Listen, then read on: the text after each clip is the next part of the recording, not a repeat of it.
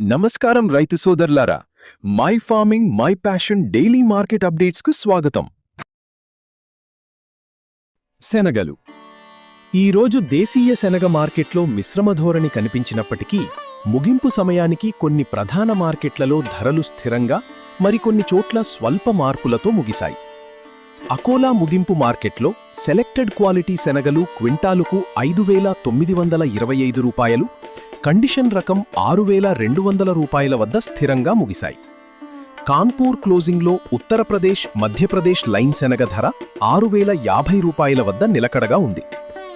Indoor మార్కెట్లో శనగ ధర 50 రూపాయలు తగ్గి 6,150 రూపాయల వద్ద ముగియగా, హైదరాబాద్లో శనగ ధరలు 6,200 నుండి 6,400 రూపాయల మధ్య స్థిరంగా ఉన్నాయి.